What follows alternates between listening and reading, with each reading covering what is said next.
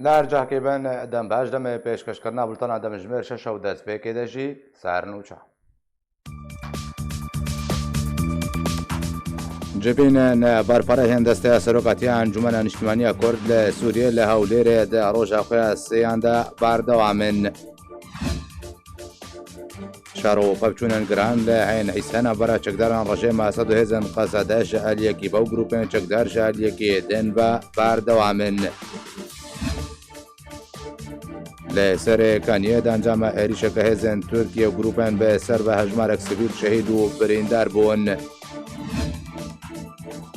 امریکا شماره هزن خواهین حال رجالات چم برات مانا اشکره کر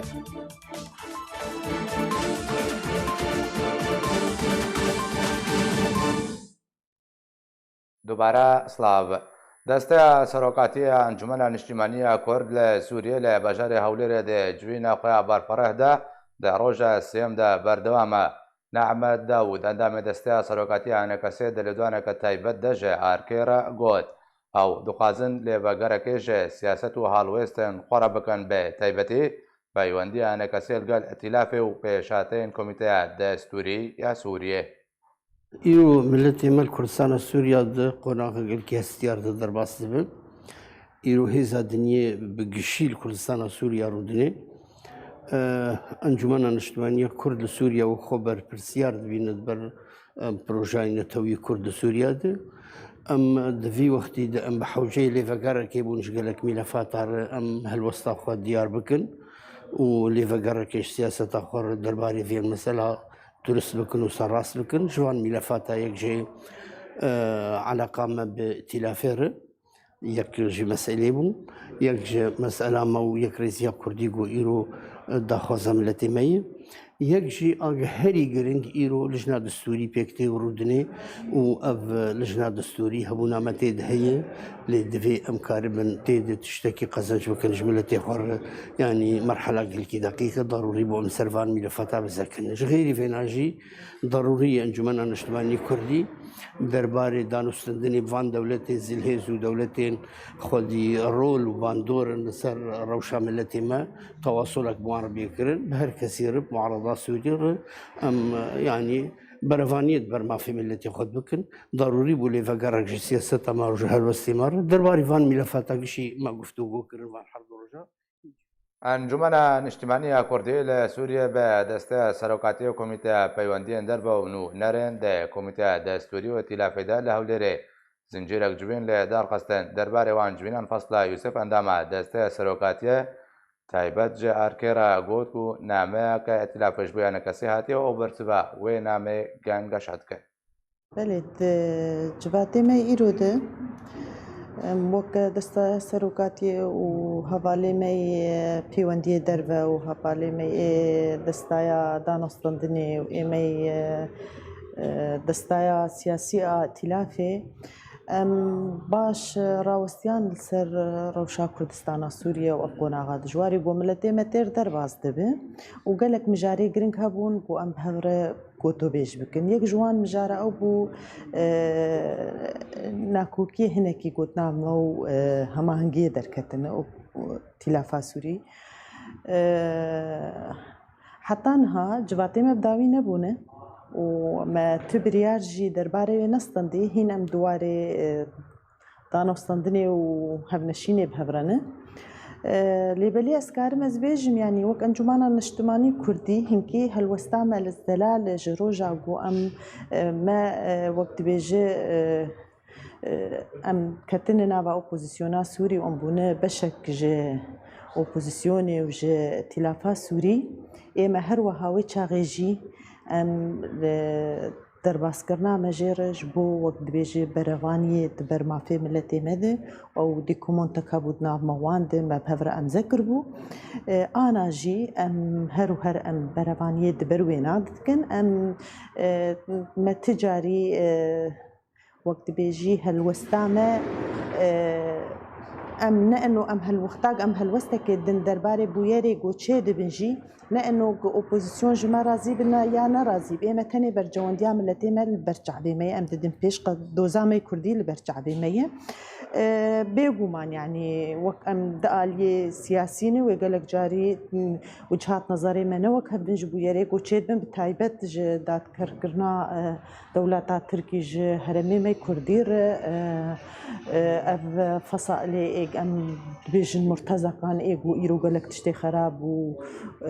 û çewt di derheqê milletê me dikin û destdirêjiyayê dikin helwesta me di daxuyaniyê me wek Encûmena Meşrumanî Kurdî ev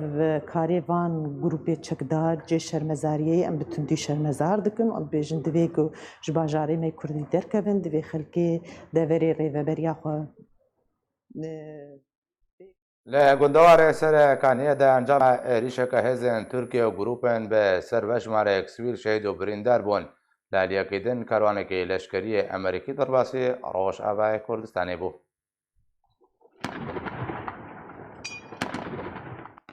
Li gundewarê serêkaniyê de encama êrişeke hêzên Tirkiye û grûpên çekdar yên bi ser ve hejmarek sivîl şehîd û birîndar bûn. Hevdemê wê jî Amerîka hêz û çekên xwe yê giran li Rojavayê Kurdistanê bêhtir dike. Ajansa Rusya Today belav kir ku duh rojayînê hêzên Tirkiye û grûpên çekdar yên bi ser ve bi mûşekên hawn û balafirên bêbalafirvan êrişê gundên Til Elwerd û Errebîat li gundewarê serêkaniyê kirin û di encam de hejmarek sivîl şehîd û birîndar bûn. Herwiha Artî li ser zarê jêderna medyayî serbar kir ku li gundewarê Êrişa jî li gundewarê serêkanî grûpên çekdar du welatî rasterast gulebaran kirin û kuştin. Heman jêderan amaje kir ku hejmarek barhilgirên bi odeyên berê amadekirî û madeyên lojîstîk barkirî bûn jê Tirkiye derbasî serêkaniyê bûn da ku Tirkiye xalên xwe li deverê bêhtir û bihêztir bike. Hevdemê avakirina xaleke leşkeriya nû li gundê Melanûrî li gundewarê bajêr. Li alîkê din kerwanekî leşkerî Amerîkî yê din derbasî Rojavayê Kurdistanê bû Amerîka hêz û çekên xwe yê giran li deverê bêhtir dike. Ajansa Sputnik ya Rûsî dazanîn ku duh kerwanekî leşkeriya Amerîkî yê din ku ji 11 tankêr û barhilgirên barkirî bi alavên leşkerî ji dergehê Welîd yê Iraqê derbasî Rojavayê Kurdistanê bû. Ev e demeke Amerîka û Rûsya hêzên xwe li hejmarek deverên Rojavayê Kurdistanê komû bêhtir dikin û hejmarek baregehên nû avakirine. ئێرە سەبێ شەڕ و پاپچوونان گران لە نزیکی باژارێ عین عیسا لە گوندێ شەرگراکێ و کامپە عین عیسا ڕوودان لە گۆری ژێدەرنا خۆجهی شەر دنابەرە لەشکەرن ڕژێمە ئەسەد و قەسەدێ ژە ئەلیەکی بەو چەکدارن ئەرتێشە نیشتیمانیە سەر بێ ئۆپۆزیسیۆنێ بە ژە ئەلیەکێتن بە تێن ئەنجامدان ژێدەرەکە تایبەت جارکێرا ڕاگەهاند و شەر دەمژمێر هەفتێ سبێ تا دەمژمێر 12 نیورێ بەردەوام بوو وڵاتیان دەبەرێ دەربدەری باژارێ من بجێ و کوبانێ بوون.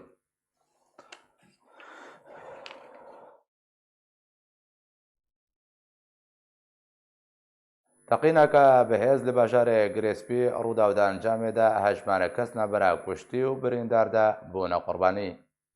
Teqîneke bihêz li bajarê Girêspî rûda û di encam de hejmarek kes navbera kuştî û birîndar de bûne qurbanî. Rûpela Encûmena Xwecehî ya Girêsipî belav kiriye ku îrodanê sibehê teqînek bi rêya tûmbêleke mayînkirî rûda û di encam de 3 kes hatin kuştin û derdora 20 kesin din birîndar bûn. Roja hevdehê vê mehê jî teqîn lê nêzîkî dibistana El Elî Baciliyê ya gundewarê başûrê Girêsipî hat encamdan û di encam de hejmarek kes birîndar bûn serbarî ziyanên madî jî.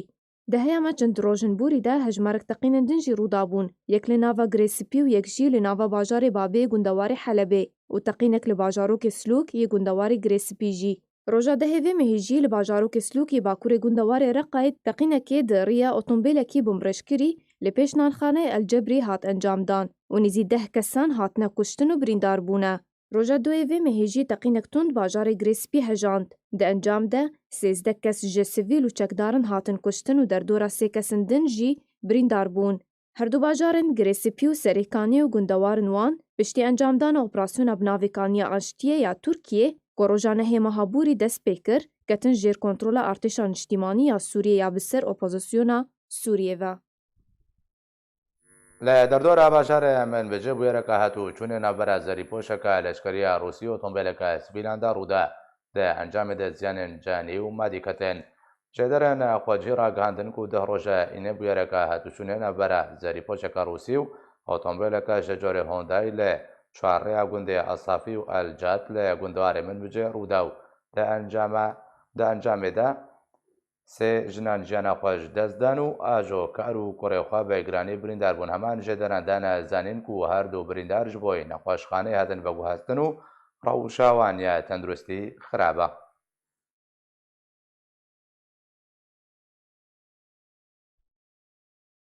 هێزن ڕووسی لە سووریەدا ئەنجامدانە دەورێن خۆدا لە سەر سنووری هەڵبەشنە بەرە ڕۆژەبای کوردستانی و تورکیادا بەردەوامن و هەرێ داویژێ دەورێن وێ لە سێ پارێزگەهان بەڕێوە چوون. هێزن رووسی li Sûriyê encamdana dewriyên xwe de li ser Sînorê Hevbeş di navbera Rojavayê Kurdistanê û Tirkiyeyê de berdewam in. Herî dawî jî dewriyên wê yên leşkerî, bajayî û asmanî li her sê parêzgehên Hesekê, Reqa û Helebê li rojhilatê Feratê û Sûriyê birêve çûn. Lîwa Yurî Burinkov, serokê navenda hilvehatînê ya Rûsya li Sûriyê, roja înê ragihand polîsên leşkeriyên Rûsyayê dewriyên xwe li ser Sînorê Hevbeş navbera Sûriya û Tirkiyeyê di navbera Arada Mezin û Qaramaniyê li parêzgehên Hesekê û Eyn Îsa, Şwêxan, Ecamê, Qaraqozaq lê parêzgeha Helebê encam dan. Burinkov serbar kir ku çekê asmaniyê Rûsyê dewriyên asmanî li ser Kobanê û bajarokên Koirs, Mitras, Baregeha 509 Koirs encam dan. Her divê derbarê de roja duşema Bûrî Mewlûd Çavîşoğlu, wezîrê derveyê Tirkiye dêdwaneka rojnamevanî de ragihand bû ku Amerîka û Rûsya bi tu awayekî pabendî rêkeftinan li gel Tirkiye derbarê rojhilatê Çemê Feratê nebûne. Veger xalên rêkeftinan bi temamî neyên bicîkirin, wê demê Tirkiye neçar dibe dubare êrişî bo ser Rojavayê Kurdistanê û rojhilatê Çemê Feratê bike. Piştîgefên Tirkiye bi berdewamkirina operasyonên xwe li Rojavayê Kurdistanê bi du rojan hişyariya Rûsya jê re Tirkiye ragihand ku netêgihiştinek di wê pirsê de hebû û ew operasyona xwe encam nadin. Sergî Lavrov, wezîrê derveyê Rûsyê, roja çarşemê di Kongrekê Rojnamevanî de ragihand bû ku balyozê Rûsî li Enqerayê peywendî li gel berpirsên Tirkiye derbarê zerelkirina nûçeya destpêkirina Tirkiye ji operasyoneka leşkerî re li Bakurê Sûriyê kirine û Tirkan jê diplomatkarê Rûsî re tekez kir ku netêgihiştinek di vê derbarê de heye û Enqera tu gumanên wê di karê Rûsya di Sûriyê de tune. Ev dewriyên Rûsî di çarçoveya rêkeftina Rûsya û Tirkiya ya 22 meha Bûrî de li Sûçiyê ya bi navê rêkeftina têgihiştinê tê. Li gorî wê rêkeftinê, polîsên leşkeriyên Rûsya li ser dirêjehiya Sînorê Rojavayê Kurdistanê bê Tirkiye re lê derveyî devera aram ango serêkaniyê ta girêspî dewriyên xwe ji bo parastina Sînorê Tirkiye û dorxistina Hesedê ta bi 3 kîlometrî ji Sînor birêve dibin. سیناتۆرێکی ئەمریکی دبێژە و ئەمریکا خیانەت لە کوردان کرد و هەپەیمانێن ئەمریکا بوون شەڕێ دژی داعشێدا. کریس ڤان هۆڵین سیناتۆرە دیموکراتیان لە ئەمریکا ڕاگەهاند و دۆناڵد ترامپ سەرۆکی ئەمریکا خیانەتەکان مەزن لە کوردان کرد و دەهەستیارترین دەمدە پشتاخوا دا کوردان. سیاسەتە ئەمریکایە گشتی ژێ بریارە دۆناڵد ترامپ نەڕازیە و دەربارەیە پرۆسەیەکردنە سیستەمی S400 جالێ تورکیا بە ڤان هۆڵین گوت و پێویستە تورکیا ژێکردنە سیستەمی S400 یێ ڕووسی پۆشتمان ببێ ji ber ئەمریکا و تورکیا سزا بدێ و بالەفرەنشەریان F-35 ڕادستی تورکیا ناکێ. جنرالێکی ئەمریکا ژمارەیە هێزن ئەمریکیên ku niha لە ڕۆژهەڵاتی Çemê Feratê eşkere kir. Jeneral Kent McKenzie fermandarê fermandeya hêzên Amerîkî ragihand ku hêzên Amerîkiyên ku niha lê rojhilatê Çemê Feratê mane 500 serbasa û erkê wan hêzan rûbirûbûna Daişê ye. Veke Jeneral McKenzie de zanîn ku di demeke nêzik di hêzên Amerîkî wê operasyonên leşkerî li dijî cegdarên Daişê gortar bikin.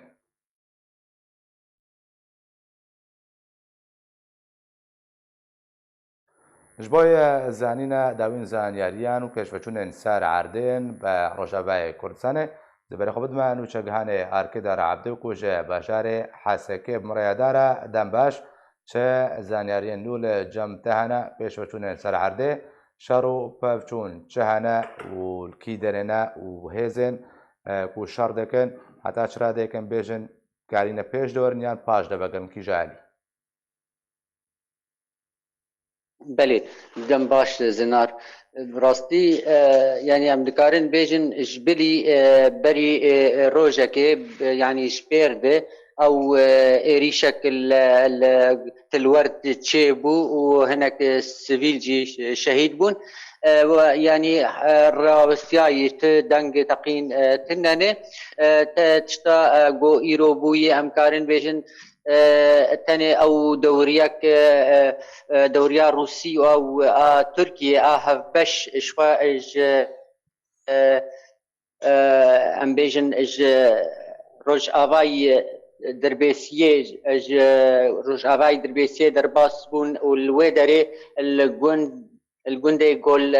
الباشوري دربيسيه جي غريان وقنيزيكي سري كان يجي كرن اف هبو وكي دنجي دوه جي شخوا جي قصرك جي ام دكارن بيجن پنج تنک امریکی جی جور درکتن بری خدان باجار عمود دریا گنداره الوی داره وکی یعنی خویای و امریکی یعنی اشتغالی هی اخافتن هی گلوی داره ناوندک خوی لشکری چکن نزیکی عمود الگنده دیکه اما روشا میدانی شراوستیایی حتى أستكي باش يعني قصدي باش فجرياي ام دكارين بيجن حتى قندي الكيف بري قصدي دبو أنا لشكرين بسر جيمي أو ديدنم وشخوا جريات التمري حتى ام بيجن زرقاني وحتى بيجي سينوري تركيا نقطة ريجيمي وكبري الجيهن الويدرين اما ام بيجن فكشان تشي نبويه جالي جروبين چکدارين بسر تركيا يعني او گنده گوشخور ليب جيبونه جيفنكش يعني دكارم بيجم يعني انا هولدانك هي جو نافندي لشكريش خورا تشيكي وكل جندي داودية وكل جندي مناخ افتشتايا هي اللي دكارم بيجم يعني روشا ولاتيان انها تشارتنا تدنكتنا بس بيدنجي هي يعني بلكي تفهم كرن انه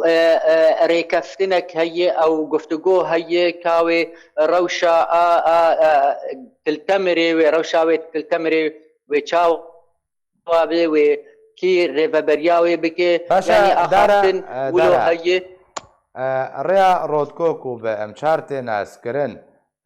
ناكوكي نابرا تركيا وروسيا دي سروي ريا تشيبون روشاوي ريا تشيك هتيا بندسته جروبين چكدار ده يعني هنا بندسته رجيم اسد وكنترول روسيا ده يعني او رياروتكو او ند بندستي جروبين تشك دار دي لي جاري ايريش تين سروي رياروتكو برسجريكك مازندك شخوا يعني اف رياغو بيروش افاي كردستاني حلبي يعني رياض تجاري اقتصادي او تاني ماي اوجي بيغرتن براستي برسجريكك مازنتشي بشتي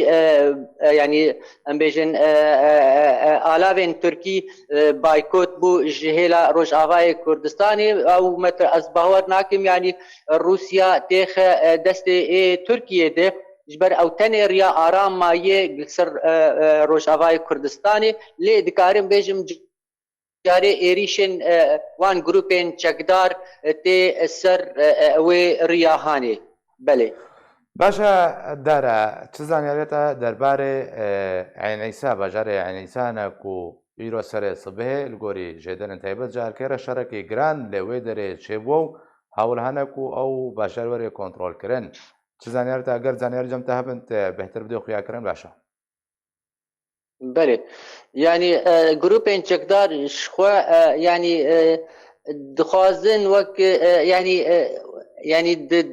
وقتا مفاوضات وقتا تركيا دنگ خوبلن تربكه ايوان قفا دكيش بو خاطري دارا شرو بابچون عين عيسى هي اگر زانياري جمتا هبن بهتر زانياري ابدي قالك باشا اگر ناجي بلي تخازن باسا روشا دران بلي بله شخوا يعني ايريش الويدري جند نزيكي عين عيسى شخوا يعني برانجكي توبا هاتبو كرين و يعني حتى نيزي ام بيجن خزانه كي افيجي ايريش كربون نزيكي جند عين عيسى هروها يعني او يعني رنگ درب درگه جوی گندی بهتر بو بهترین يعني بري خوا ددن باجاري رقاي في رنگي زنار باشا دارا ڕۆنەهەیە قەسە ڕەوشە دەربدەران دەژی ئەوەیەک و ji dema êrişê dest pêkiriye derbderî bajarê Hesekê bûne ew di çi rewşê de derbas dibin gelo pêşeroja wan çarenivîsa wê çi bê wêlkî derê bicî bin taybetî ku werzê sermayê hat zivistan wa dirê de ye ew lêkî dirê nêştecê ne cihê ji bo yar hatine dabînkirin yan na بله يعني ام دكارين بيجن يعني جبلي قول دبستانا بجيبونه اشخوا يعني هنا آلافين زبستاني ورز زبستاني يعني هنا السروانها تي بلافكرين جبلي فيها يعني الدكامبا بلاف بن كابا نوروزي يعني هناك جهان كامبا نوروز يا ديريكي ويدن الكامبا وشوكاني الباجاروكي توينا الويدريجي هجمارك بجيبونه لي دكارم بيجم يعني برسكريكني مظن تشيبونه تشتا جرينج جو از بيجم يعني وك محافظه حسكي يعني وك رنجكي نشرعي دابو في افاكرنا فان كامبا رنجكي نشرعي شوي بيانا اوين انه ام تكامبا فناكن الحسكي تكام بريامد يعني وك اف برسكريكا هاني جو تشيكر بو خاطريك جبو يعني تالي كاريا ريخستني ناف دولتي ني جبان هردو كامباري لورا يعني ايرو ريفابري او في باري هلتين جبلي او الي كاريا جوج خير خازيا برزاني تي يعني برسكريك اف روشاوان روشك خراب براستي وامكانيات ريفابري قال لك كيمن دوی داویه ده گو آلیکاریه بکه وان دربدره هم دبستانه ده و هم گل الوان کامپا بجیبونه جبلی گو خلق ناف مالا دجی ناف مروی خود بجیبونه گو خانی کری کرنه براستی بگشتی کارم بیجم يعني روشاوان قلكي خرابش آلي بيدفجين جياني باشا گەلک سپاس بۆ نوچەگەهانێ ئارکێ دارا عەبدۆک و مرەبوزن هەژ برێ خۆ بدمە ئەکادیمیناسی کورد دکتۆر ئەردوان بادینی لە ستودیۆ گەلمنە ئەوش بۆیە گوتوبێژی کە بهتر لەسەر داوین پێشهاتێن ڕۆژاوای کوردستان و بتایبەتی ڕۆژهەڵاتی چەمێ فەراتێ دکتۆر بخێر هاتی بەری حەمدشەکی ئەف پێشوەچوونن لەسەر عەردێ ڕێکەوتنێک وتێنەکردن تەبی و ڕێکەوتنە شەڕ و پەوچوون هێنا بەردەوامە داوین ڕێکەوتنە سوچی بوو ئەv تەبلی هەبی بێژن هەفکێشە سیاسی دا هەفکێشە ڕۆژهەڵاتی چەمێ فراتێ بتایبەتی وێ کەنگی چارەسەر بێ ئەگەر هەیە بهتر ئالۆز بێژ ژڕەنگێک بوون هاتێدا وێ کەنگی چارەسەر بێ قەت باوەڕ ناکەم کەسێک ji وەک بێ شرۆڤەکاری سیاسی ئەو کەسانی وەک بێ ji nêzik vê tabloyê tişopînin karibin bêjin wê çi encam bê wê kengî jî yani sexfekî zemenî jê dest nişan pir zehmet îro ji teqrîben dikare bêje zilhêzê dunyayê ê herî gewre bi awakî çir û pir bi awakî zor kesîf li navşew herêma me in Rojhilatê Feratê bi giştî li Kurdistana Rojava di tarîxa hemû tevgera Kurdî de مولو وەک بێژێ دەستوەردانك هەبوونك حضورك ئەوەندە زلهێزێ مەزن دی یەک وەختێ دێ لە ناو کێشا کوردی دێ نەبووی ئەڤە جارایەکی رووسیا ئەمریکا ئۆروپا ژەکێژان دەوڵەتی ئۆروپی هەم فرانسا و بریتانیا هەم ئەڵمانیا هەم دەوڵەتی دیترش دەنیمارک و غێر هەلوەس تابلۆیەک هاتی وەک بێژێ ڕسمکردن هاتی پەیداکردن و پڕ زەحمەتە تزانە بێ کی حتا داوی پێی چیە و چێ ئامانجێوانی کاتین و ئێ وەک بێژێ داوینە پڕ زەحمەتی کار بێژێ لێ ئەمەرە کار وەک بە ئەوواکی گشتی هێلێ سەرەکی بروجرام هر طرفان وان طرفي اساسي وقت بيجي هول بين الشام روسيا بله جي حمي كسي زيدتر قول ناود زرهيزي امرو قرن بيستو كي ايجو كردا جينيزيك شوبين نازدكن ايجو تاريخ دور دريج وان هي لقال كردا روسيا زيدي دوست سال إيسا لسخازن أما جاب بحالة كيبك مش بو لا تماشاوانا ولا أمو كسر مكو داريد كن زلال ده ويازده مها ششا هزيرانا إيسا في هاوينا شو كونفرانس دروجان دوانزده سنتر ليكولين زانكو وبيمانجي دنياي جي أمريكا جي أوروبا جي فرنسا جي ألمانيا جي وارشو بولونيا جي روسيا جي دوازده ولاتان وحتى تركيش جي دوازده ولاتان اما دوازده رابور زور تيرو تسل لسر چه بابتا اساسي پیوندی میجوی نبینا روس و کردان ده باش بالا خبدي روس و کرد دوازده سنتر ليكوليان تاريخك یک جار مزن یک جار گوری امجي هري كيم ايگو زانن به تاريخ كردان مخابن ايجو سرسكنن ايجو ليد كولن وايجو انجام جدر خينن وايجو عربن اراستين نه جدر خينن ديس امن يعني ازبورناك من افروشن بين كردان دي كل جواب باش هل سرعه عردي دكتور زبين بسرعه عردي اما زور جرينجا باك جراوند كي تاريخي جماعه به تاني صالح هزار وناس دي اما زور جرينجا باش بالا خبدي وقفاك صالح هزار وناس يعني صدوا 20 سال برينا عنها كتابك بنابي افريانوف مؤلف افريانوف عنواني ويتشبو بينسد و 15 لابر ابجارك ديش من الفيدا بيجي كده مع ما جابير بر جرينج ما 14 زانه بينسد و 15 لابر بجير سرديرا كرد دي شر روسيا لقال عثمانيان وفارس كرد رولا كردان دي شر روسان دي لقال عثمانيان وفارسان بينسد و 15 لابر يعني صالح هزار وناس بصدوا 20 بالعالم انا قلت البيبليوغرافيا پیوندی روس و کردان نره پیوندی که وقتی گلک پیوندی روسا بولاتي مزن ایگوگ ابيجن سربخانه و اندام یکتانه توانه و پیوند يعني جوان بجي بيتر تجاري قيصر الدولة العربية ولاتك عربي انها تقرا قيصر لروسيا قيصر كرد وقت بيجي بحثا باشا دكتور بس دكتور تسكرمات تبحثا ب ده پیوندی دیروکینا برا روسيا و كردا دكر نهاد حالة حاضر ده أو بيونديا كنت بحث كان ميجوي وديروكي وليكوني سرعة تكرن شا سوداوي شنا سرعة حتى أنها روسيا تشتكي يقولون بجن أريني ملموس كنت برجوانديا كنت هذا بكريا هر جبو وقت بيجي تمام كرنا في تابلوي روجا دي شما بي أم إيرو شمينة دي شما بي سمنا دوسب چار اختصاصيين مزن لريانو وستي لسر في بابتيز دي تسكرن أو جي فرتيايف سروكي قسم دراسات كردي ل البيمانجها روجهلات ناسي يك جوان كرد نبيف كرد يكتي سوفيتي وديجي ايفانوف ويكتيتر والحاصل شار اختصاصيين سركشة كردي بحثا ايرو افتشتيق انا اصلا بحثا بيكتك ايرو شهاتي كرن كسكي وك روسا كارتا كردي نجار ونددوا ونصدي بكارناني ايرو دي سي جي يعني ديس مجبور مجار شاب كلام يا دكتور شاب كلام بيجون الدقيقة كلام جار هبون ديفيزيون يعني ام بيجن قسم كامل جي سوباي روس قيس شو روسيا قيصري شو روسيا سوفيتي وشو انا ما نقدر بيجي انه ديفيزيون كردي هنا ناب سوباي روسي ليه يعني جنرال حياة عندما كي بيجن سربازي عادي عسكري عادي حموكم واللي جير جلو برقي سوبايا روسيا شرط ايرو جا انا روسيا بفي تاريخ اخوا هلبت دزانن وشلو بكاربينن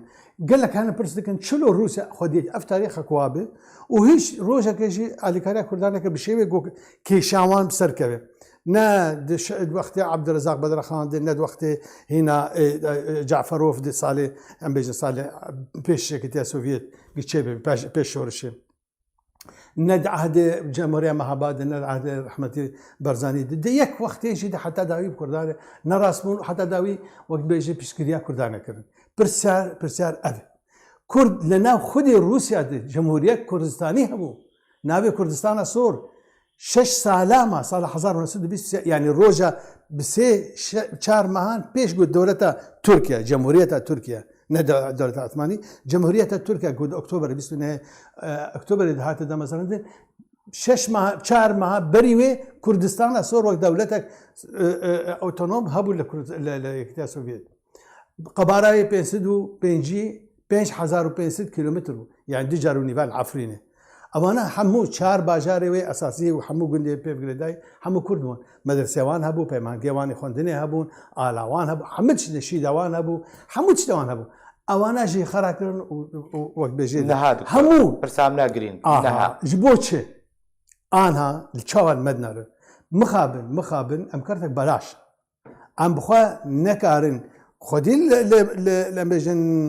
imkaniyat û derfetê xwe derkevin ne jî karin deynin pêşawan ne jî muxatib û mutekellim bin li gel wan got em bêjin em kîn û çi merdivê yan jî em nakin bi şert û mercê we hîç ticare Kurd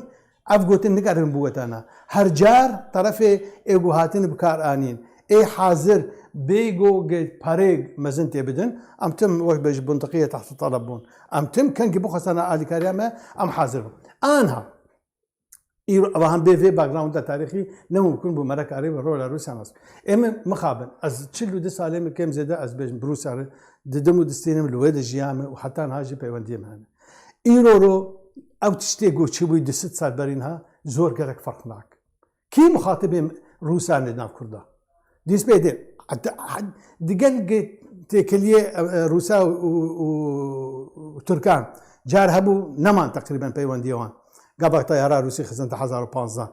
بيونديه وان انها بون قباره 30 مليار دولار وحد طرف تخازن بك 100 مليار دولار كي كرتواني اغو ديلر ترك بو اراسته دهرن وروس استفاده بك تانا كرتا كردي كرتا كردي بوان دترسين قبل ازرم بقدان اول زور مهمه دكتور زناج بخر بيجي تقرين قياوي ناكي نامني اگر بس وكم كرتك كردا وكرتك في شارع كارتني بردوام زي لدوان وزير درب روسيا شر بجم سرجي لافروف بردوام توماتا هري سرقه وقت اراسته امريكا كد بجد خوازي كيانك كردي دولتك روجلاك چم فرات اباب كي هوشداري جدي نهاد بجد في امريكا لوين نافچه نمنه وبيرن بترول جراده رژیم ورنکرن ده هما دمدجي لدوانا هري داويه روسيا دربار دوزا كردي مجلوك مافيا كردي بجي مافيا كردا لدمشق لقال رژیم سوريا بورنا دست نشان كرن جويه دم دياري بكن اتخازم تبحث عن نهاب كي رولا روسيا استراتيجيه روسيا د سوريا دا نهاد شي جبوي كردام تايبتي اوا بلند كرنا ثمنه كارتا كارانينا كارتا كردي قبل بيجي جارك هفتيه كي سي جارغوت سيب وقت بيجي لدواني خدب اواكي بكري دقوت قلت ناوي دهات اراستا كردن بوكي دهات اراستا كردن بو تركيا منر اواهاني دست مدي ودحمي وان قرجي وزحمتي والتنقاجيا قلت اورتا وانو تركات هبو تمجي مكتبها بيديل ورهبو حتى نهاية قلت قد اردوغان دي تشوجي زاني بو مكتبها وان ودهي اوان بكار اني اما وقت قلت ام نصاحبي تشتكي ام كارت اخوان نزانن چه قيمتي وهي وكي حتى چه سعري نرخي برزك صفقات خوب روسار بغير روسار الوان ولا تيجو في وين دار اما اثبت خازن بيشم اما حتى انها ما نوك اختصاصي اهتمام بشيء كري نكسك سياسه المدار ما قلت لك كرمك جمار حتى ندواك لسر بابه الشيء قلت اشتكي شيء بك جي ايجو بين حاضر بين ناو كسن ايجو كارمن برياره بستين يعني اما نا تشنين ونا كان دنيا ما في بارد هي حق لك فاله بوش شول باشا دكتور تقول روسيا تخازي عمري كرتا كردي كوبي فشارت كي وبرجع دريش بكي عمري دريش بكي وقيمتها عجبنك باشا بنريناتا كانجي روسيا وي عمري كن بكي ناهله كانجي برجون دي خوا بجي انين وەکە چاوەنها ئەمریکا دۆنالد ترامپ شتا خۆل کووردا کرد و گوت ئەکتەرکە کەرەم کن دەرباس بن رووسیا لۆ کووردا بکە دیسا رووسا قەت واز لێ ناینە کارتا کوردیش دەستخوا نادە وەک مشتەر گوت یان جارە مەسەن شاندنی زۆر بەسیط سێ ڕۆشنبیرێ کوردی سەربخوا شاندا ئەنەکەسە ئەس وەکە کەسێکی سەربخوا مەستەقبال بکەن لە وزارەتە خارجی ئەزوێت بێژم بە پرسیارەتێک ڤەکری پێشە هەموو بینەر و تەماشەوانان وی من گوهداری بکەن عینە وەختێتێ وێ تكستكي دين سايت أخذه ما فلان وفلان بشوازي الوانكر كان ونرى كردان يعني جي أم بيجن بحث كيشا كردي مانك أفاياش بو كي بيت ترسيني نقول دبيج إجمار دبيجن فا كأم تشبكن بواره نابي بلانه مجبو كردستاني چی نابي كأم چی جور بكن نابي جكا هون لكونه شو قاسي هون سر هذا مادام اب پیشوازی کردنش بو چه دکتور اگر با پلان و استراتژی تاخو نادي و خيار استرد بيجم او استرد بيجم اواناش بو بكار بينن بو اوي برامبر خو بترسين به منه كارتا كردي دست مدي تشتك هي كرد تركيا ترسين زي تري كارتا كردي باشا دكتور تشتك هي زي تر نهات سوريا دا روسيا ويش بو كردان دستبر بك بتشسبين تثبيت بك باواكي تيوري او حتى او مؤتمر سوتشي مها يناير قانون مها بوري بس تسمي لا قانون لا أسري صالح بوري بل سوتشي قبل مؤتمر الشعوب السورية بو نافي عول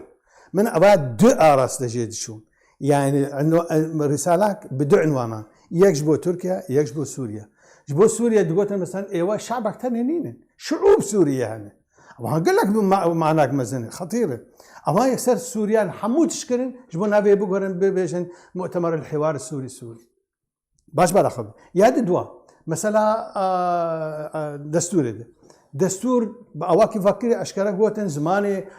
سوريا قرق نبي جمهورية عربي كرجي هنا يا دوا قرق النبي كرد ما في واني اوتونومي هذا حكم ذاتي هبه وزماني كردي زماني دوامه بيش زماني عربي تشتن واق وكردان بخوشي بلكي لحرجي قريبون ويريبون قوتبانا ودعوا كربانا أبانا تين معنا شيء لكن آية السراد وستن دبجن أبا بوزيسيون ما حتى داوية دبجن أمش فينا دانا يعني جي أمش كيم ترجوله بهيش كسر قبولنا حمد الشيء بيجم سقف الأعلى جبوه ويخ أبو الترسي وي أمبيجن قفي لوان بخون قابا هرن دارو سندية بكون باش أمي بها كيم بكون إلا أمي أبوريا خل قلوة زي ده بكون يعني هونش فلان دري دركون يعني جي فلان تشتي حتى أنها إما أزبيت بيجم إما بداخل مخابن أزيكا كجوان كسي إيجو مطلع مسافي وبكسي برز وبلند ومستشارين يوان بربرسي واني مزن ددم ودستينم إما البدا كي هيش برجريك مالينية كسي مدافع كسي إيجو برجريه ما في ما بكي لقالوان تنن أوجي يعني جاها بفي استهانة بفي كي خستني يقول متى ما شد كنا هنا كي بيجي أو كي انديركت هنا كي مستحق كي تشكي دي خستي كي بأواكي ترم تعامل قال واكري كي دعوان ما في مكري قلت هون وقاس السال اللوان لوين مؤتمر مشتركوا دروجي ده هي قصدي معها شاشات الحزارو نوزا إيسان يكي أمريكي إيش أمريكا تو بحثك نو إيسان دبو كردستان السور قال له كرد ما في كردا هي جنب الدعوة حق الخبر دولتك هبو بأوتونومي بو عردوي حموتشتوي ببريارة مكتب السياسي ببريارة لينين سالة بيستوسياب سالة كبري مرناوي بري كشتناوي هاتي بدر خستم أي آية أو مفا هجر مافو شمانا ما هجر أو كساني خد يجي ما خد يعرض بون خد ملك بون خد ولاد بون جنفش كده أو بلا ولا كان لسر حفظ جمهورية سوفيتي آسيا نافين قرغيزستان كازاخستان أوزبكستان حموان جمهوريتنا أو بلا ولا كان أبا هاني جرمك إيه كردان ندعواتكن ندعو ما في خدكن لا دكتور أو سيناريو تبعثها كردستان الصور كره نعم سيناريو كل عفرينة وغريسبي وروجابا كردستان شدي كردان درب كنو وبلا بكن دبري بقشتي والنافشان وحتى بالكرم مخابن يعني جوان بيش بو خواه نجبو كردا وهنكي بباريزن جبو كارمن بيتش كده بحقيقين كرتا كرديش كسا كرنا لازم قصر جلوسا لازم افتشي قز بيجم ادعاءك مزنه از بربسن برقوت ناخوده از فيجي بربسارتيا كردان مزنتر بينيش آروسا اما نسياسة مدان ببرز فيتش دبيجم أواكي مباشر راسخو أو إن إيجو بأجمر بيجن كاتشي كرنه وشي بشي فهمي وشي معرفتي وبشي وقت بيجي هالوستي برسا كردي داتينين بيشاوان كابا أفرسان جوان كربانا حتى بأواكي بيجن تمثيلي مسرحيجي دعوة كربانا مثلا للريا متحده بر یا مثلا محاكم ما في مروف بر شي شين بر دعوه جنوب افكرنا كردستان سوربا كرباخ كنجي دولتك ارمني بو نيفي كرباخ عمو عرض كرد حتى ارمينيا جي كرد بكارن يعني عمو فير ببون فيم كربون وك افكرتها بلاش دويد شولي وقت بيش منطقيه تحت الطلب كنجي بو خازن هاتن كرد كوم كرن راح بياخذ وكيل مصطفى يقول فرهاد فشارت صاروا كردستان عواي اخير يقول صار النوتيد كوما لا يكون تشيكر وخش نفر وقت بيجي وحكومتي ودولتي وقت بيجي فقرين وويش غيجي ببريماكوف بغرباتشوف بحمارو نشنا بوارو نشنا قوتن واجي شا قوتن ري والله حقك يعني شاوا ايوا انا تخازن كرباخ نقول كرباخ فقرين دولتك وقت بيجي ارمني تشيكن يعني اوتونوميه ارمنيا تشيكن اي وش حقي وهي قلت هيدي صبر وقت بيجي لكن ديسي ام نلوي استيم كارم برجريه خبك ام ندوي استيم ام كارم بمين صراحه دي يعني هزك بتشوشك عسكري تشكرن او جي ببي مقاومه ببي شر تقريبا او جي در خستن او جهف خستن وبرا واندان وحتى رحمه خذي لي وكيل مصطفى يجي بو بشوليكت انا هالرجع بعد دكتور برساخو دوباره بكم همان سيناريو روجك روجان او عردك ونابين هالرجابايا كردستانيه بشك جي خاك اولادك يدنو كسك خلقنا دني ويل سر بجيبن اگر بفير ريتمي اگر بفان شوازي حي بويرو روداو بردوان بن تشكيتي ناي پیش بینی کرد يعني سريكاني دوبو برشابابو عفريني بيربو سبجي هنا جي تقول جي ناف رابورا وجد هاد مثلا ترك بيجن نا روسيا نا امريكا نا بابند بوان كفتن قوم بوان نسيبو او انا بابند اما قابان ببين والله ددلي هي اما بخوا بلان خو وبروجرام خو بفسري يعني بيوان وكي ويوان مسكنين هر جار كاروانا كيمك بجوان رازي بكي مسألة آبوري مسألة سياحة مسألة تشكو سلاح مثلا جو دفروشن أبدو يعني ناوان دانوساندن فري إما تجاري ما نقولي كأم كشخة لكيده طرح بكن بثمانية يعني شو بيجي بيشهاوي برجرية اللي بكن مسألة أب قالك سباس شوي أكاديمي ناس كرد دكتور رضوان بدني كل قلم بيجي قالك سباس لعفرين أجرق بدارستان النافشة جندرسي كتو بشتي دمكي أو أجرهتا فامراندن جدرن خجهي جعفرين راق هندن كو إيرو أجرق لدارستان أقوندي راما دانا يسر به نافشة جندرسي كتو بدهان دارن مرخان شوطين جالي خبجي تيمن برابانيا سويل دانا زنين كو اندامن وان قريبون خبق هن جهه بويري و أجر ومرينن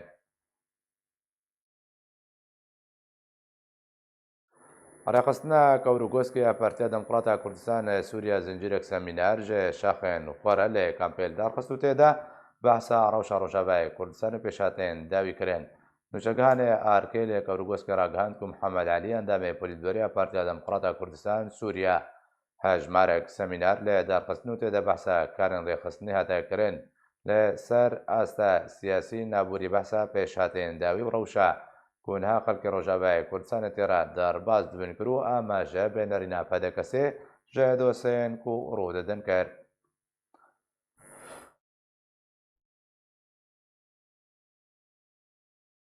لسر بخواندنه که جه کتیا خواندبان و جوان دموکراتی کردستانی روجابا دوه له حولera پایتخت هرما کردستانه اندامه که کتیا پرتوکا که خواهم ذکر هلیسا حاجو کو بخواندامه کتیا خواندبان و جوان دموکراتی کردستان روجابایا پرتوکا خواه بنابه قربالغا لال ام ذکر نوچگان ارکه لجه بویاری آماده بو اب هفدیتن جماره آماده کرن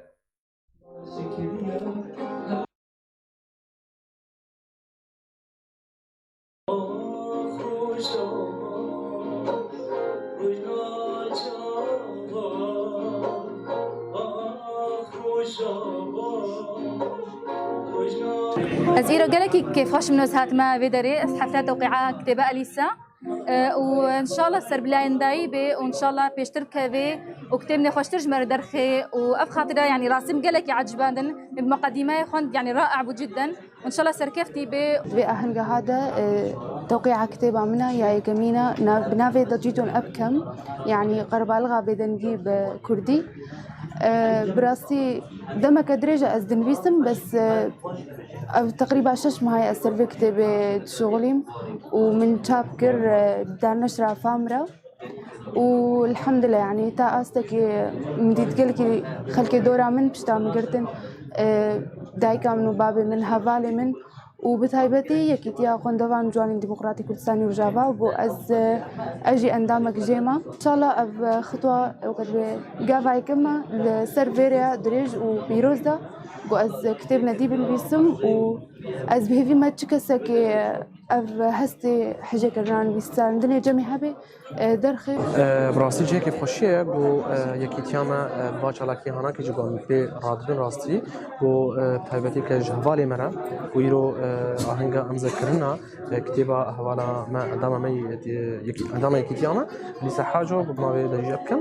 وبتأكيد وقفة شاركي وشاركين بردوام أكيد ما بيشتغلون بين يعني خواندوان ما يعني خورتي من هذا ريهبن وقصتها يكيتياما بكن أكيد بيشتغلون بالجوانارا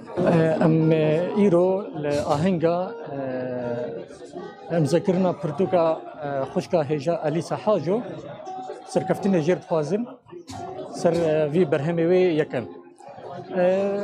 تشكي باش بو غافا كان بيفين خورتو كچما گنجما بري خو بدن كاري روشنبيري تايبت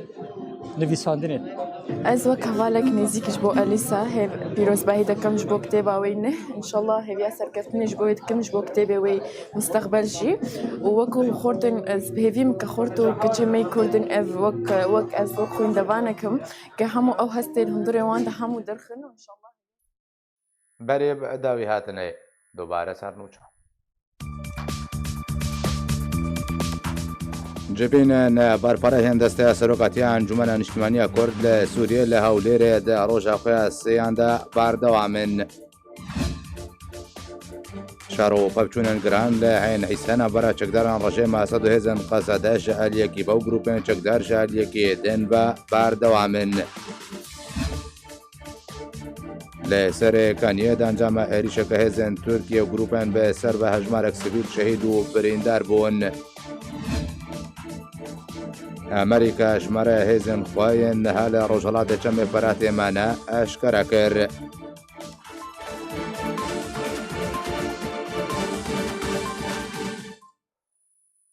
هر شاد بن